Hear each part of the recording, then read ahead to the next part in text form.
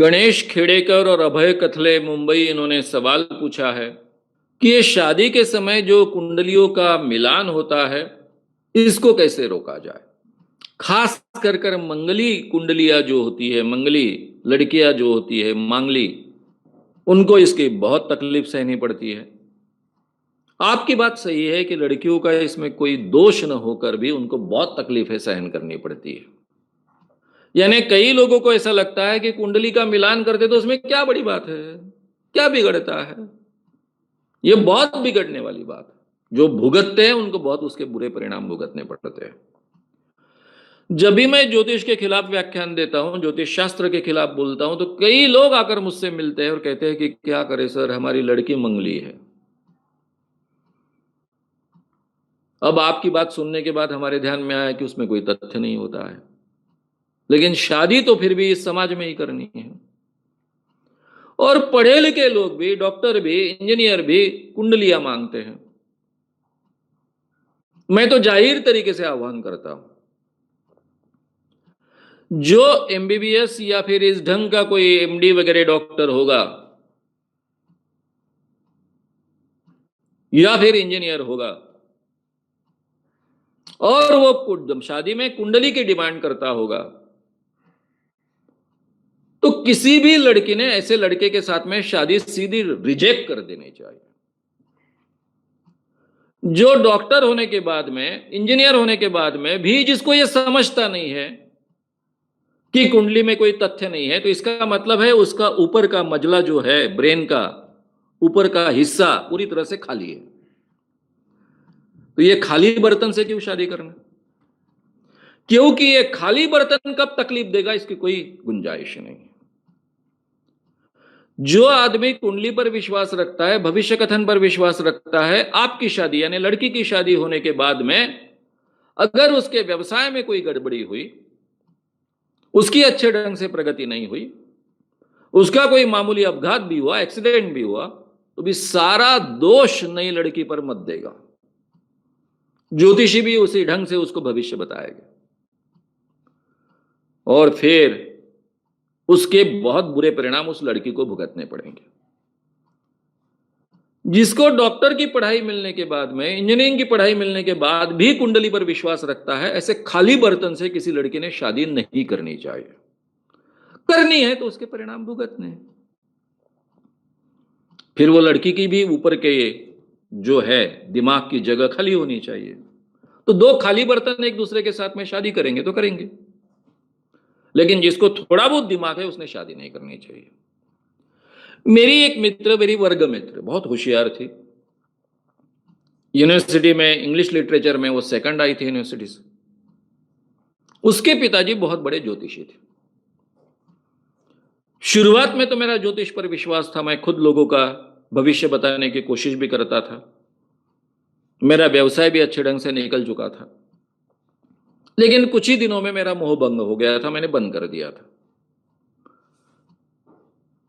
ये लड़की की शादी तय हुई, दिखने को भी बहुत सुंदर थी। ये लड़की की शादी तय हुई, बहुत उसका आनंद हुआ। हमारे ग्रुप की लड़की थी, उसने कहा कि आप सबको शादी में आना है, मैं बहुत आनंदी हूं क्योंकि मुझे जो लड़का है मिला है उसके और मेरे गुण ऐसे मिलते हैं कि हमारी जोड़ी बहुत सुंदर बनने वाली है, बहुत अच्छी बनने वाली है। मैंने तब उससे कहा भी था कि वो लड़का सुंदर है, इंजीनियर है, बड़े ओहदे पर है, तू भी सुंदर है, तू एमए में बहुत अच्छा करेगी, हमको सबको मालूम है, हम सब में से होशियार है, बहुत स्टडी करने वाली है, तो ये दोनों बातें बहुत अच्छी है कि तुम्हारी जोड़ी बहुत अच्छी रहेगी। लेकिन ये जो कुंडली वाली तू बात कर रही है, नहीं। बोले मेरे पिताजी इतने बड़े ज्योतिषी है, उन्होंने कुंडली मिलाई है। अब उसका किस्सा मैं आपको सुना रहा हूं। अब ये लड़की कोई मंगली वगैरह नहीं थी, बहुत बड़े ज्योतिषी की लड़की थी जिनका काफी नाम था विदर्भ में, ऐसे ज्योतिष की लड़की थी। ये लड़की की पुणे में शादी हो गई। कई साल तक मुझे मिली, क्योंकि मेरा अपने काम में मैं रहा, यूथ कॉलम चलाता था, अलग अलग आंदोलन करता था, अलग अलग प्रकार के संगठन चल रहे थे। 2-3 साल बाद मुझे अचानक वो नागपुर के एक रास्ते पे मिली। शुरुआत में तो मैं पहचान नहीं सका। तब मेरे पास वो टुरटुरी लक्ष्मी नाम की टू व्हीलर थी, वो रोक कर मैं देखता हूं तो वही लड़की है। मैं उसके साथ बात करने लग गया। नजदीक में एक चाय पीने के लिए हम एक होटल में बैठ गए।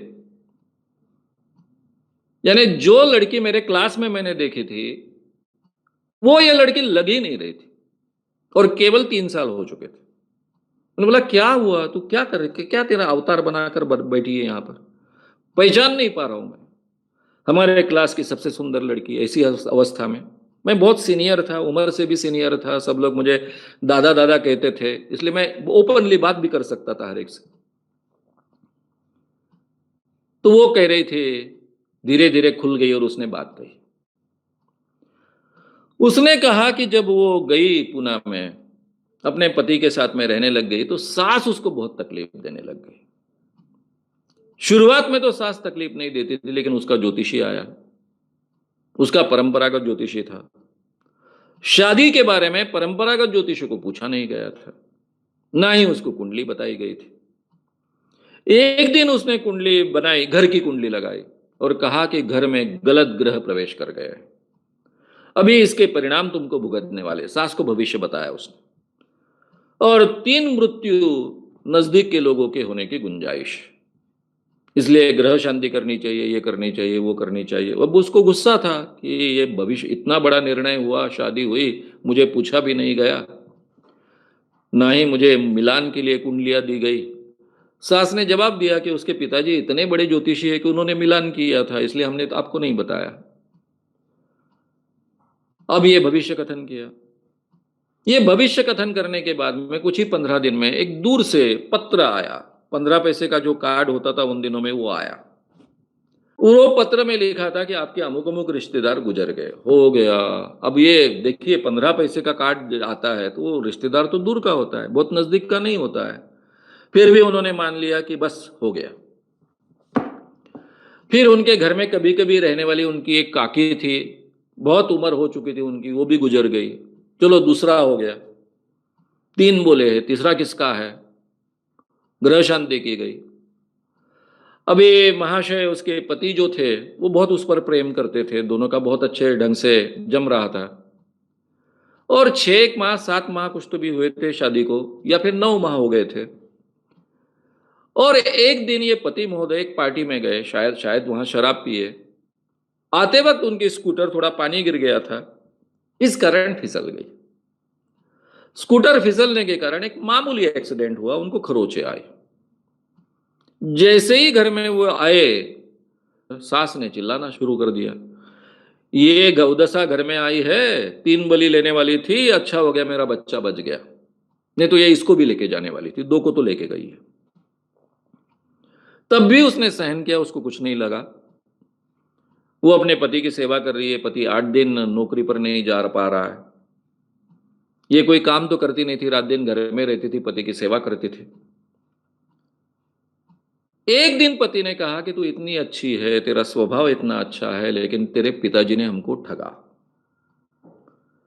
तेरी कुंडली देखकर भी तेरे ग्रह मेरे ग्रहों से मिलते नहीं हैं, बुरे परिणाम होने वाले हैं, ये उनको पता था। इसके बावजूद उन्होंने ये बात छुपा कर रखी और झूठी बात हमसे कही कि बहुत अच्छा मिलान हो चुका है और बहुत आदर्श जोड़ा यह बनने वाला है, सुख समृद्धि से रहने वाला है।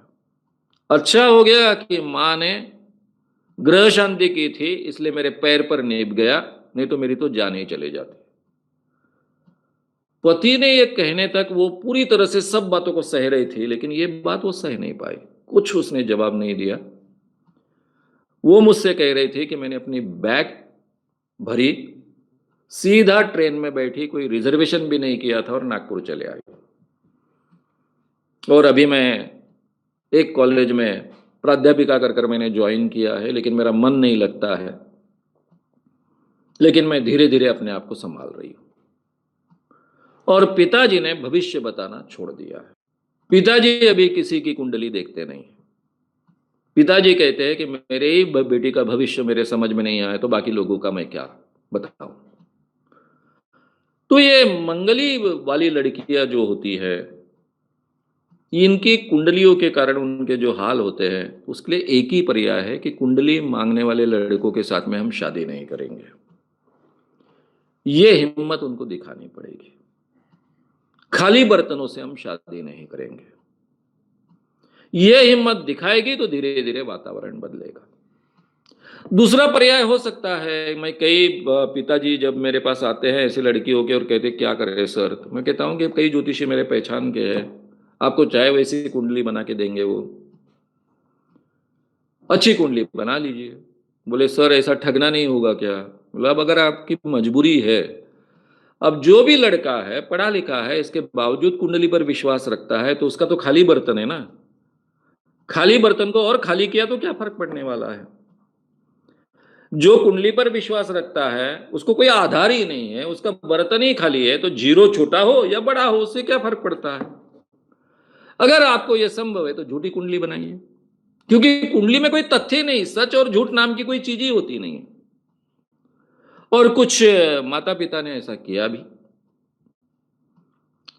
केवल उनका जो गिल्ट कॉम्प्लेक्स था कि हम लोगों को ठग रहे हैं, वो मैंने निकालने का काम किया है। ये ठगना नहीं है, वो पहले ही ठगे हुए हैं, अब उनको समझता ही नहीं तो क्या करेंगे। लेकिन ये सही तरीका नहीं है। ये बहुत ही मजबूर माँ बाप जब करते हैं तब मैं समझ सकता हूं, लेकिन इसका मैं समर्थन नहीं कर सकता हूं। किसी झूठ के आधार पर शादी जैसी चीज खड़ी नहीं होनी चाहिए, ऐसा मैं मानता हूं।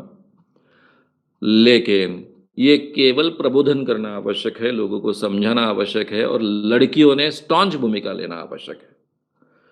इसी बहाने एक किस्सा भी मुझे याद आया, वो भी मैं आज से कह दूं। हमारे अमिताभ जी बच्चन, जिनको मैं बहुत मानता हूं, मेरे बहुत फेवरेट एक्टर है। मेरे जीवन में किसी भी एक्टर के बारे में मैंने सबसे ज्यादा लिखा है वो अमिताभ बच्चन के बारे में लिखा है। अमिताभ बच्चन ऐश्वर्या की शादी होनी थी, ऐश्वर्या मांग ली है।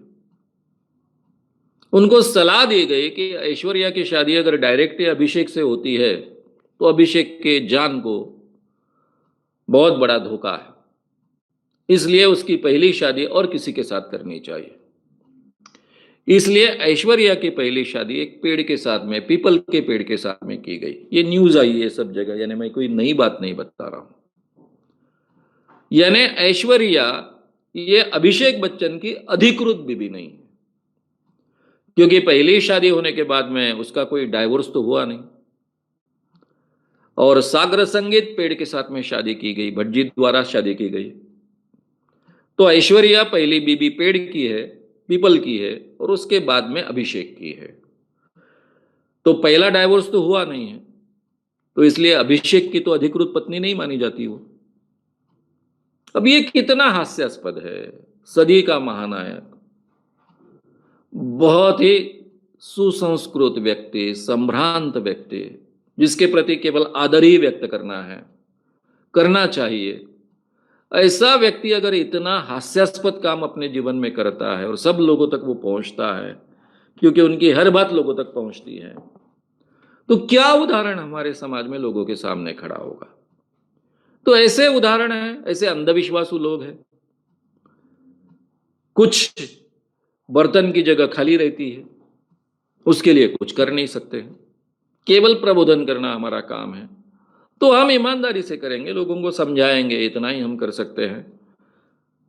फिर भी केवल इतनी ही तकलीफ शादी में होती है ऐसा नहीं है, बाकी भी चीजें होती है, लेकिन ये महत्व की है, इसको तो टाला जा सकता है और टाला जाना चाहिए। इसलिए मैं फिर से एक बार वही बात दोहराऊंगा कि लड़कियों ने ही ऐसे खाली बर्तन के साथ में शादी करने के लिए इनकार कर देना चाहिए। जो भी पत्रिका मांगते हैं ऐसे खाली बर्तन के साथ में हम शादी नहीं करेंगे, ऐसा तय करना चाहिए, तो इसमें सही माने में परिवर्तन होने की शुरुआत होगी। श्याम मानव चैनल को आपका समर्थन देने के लिए चैनल को जरूर सब्सक्राइब करें। चैनल के नोटिफिकेशन पाने के लिए बेल आइकन भी दबाएं।